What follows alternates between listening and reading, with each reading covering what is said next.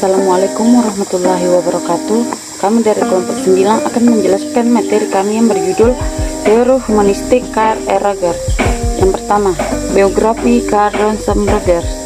Karl Rogers 1902 sampai 1982 lahir di Oak Park, Illinois pada tanggal 8 Januari 1902 di sebuah keluarga Protestan yang fundamentalis.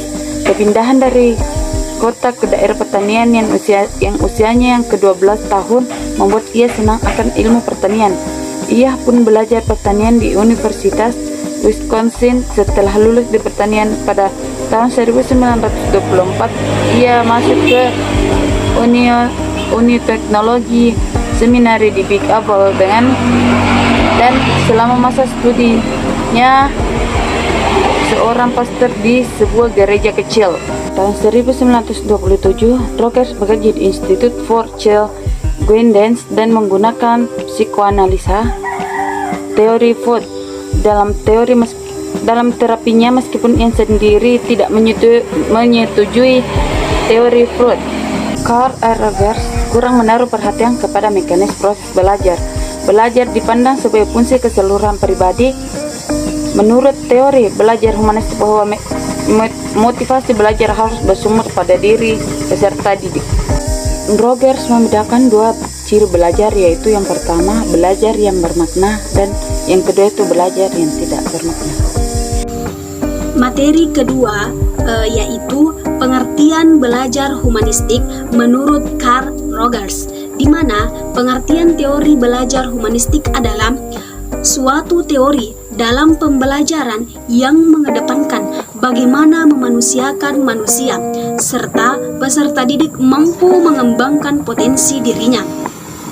Menurut Rogers sendiri, peranan guru dalam kegiatan belajar sangatlah berperan aktif. Yang pertama yaitu membantu menciptakan iklim kelas yang kondusif agar siswa mampu bersikap positif terhadap belajar. Yang kedua yaitu membantu siswa untuk memberikan kebebasan kepada siswa untuk belajar. Yang ketiga yaitu membantu siswa untuk memanfaatkan dorongan dan cita-cita mereka sebagai kekuatan pendorong belajar. Yang keempat, menyediakan berbagai sumber belajar kepada siswa seperti fasilitas-fasilitas yang ada di dalamnya. Yang kelima yaitu menerima pertanyaan dan pendapat serta perasaan dari berbagai siswa sebagaimana adanya. Materi selanjutnya yaitu prinsip teori belajar humanistik, di mana prinsip teori belajar humanistik ini ada 5. Yang pertama yaitu hasrat untuk belajar dikarenakan manusia memiliki rasa ingin tahu, memiliki naluri yang sangat tinggi sehingga rasa ingin tahunya pun semakin tinggi. Yang kedua yaitu belajar yang berarti mempunyai makna, tidak akan merasa rugi jika belajar sesuatu yang bermanfaat. Yang ketiga yaitu belajar tanpa ancaman akan memberi kesempatan anak untuk mengeksplor imajinasi siswa sehingga dapat membuat siswa mampu berpikir secara kreatif. Yang keempat yaitu belajar atas inisiatif sendiri, di mana mampu memilih arah belajarnya sendiri, sangatlah memberikan motivasi dan mengulurkan kesempatan kepada siswa untuk belajar semakin giat.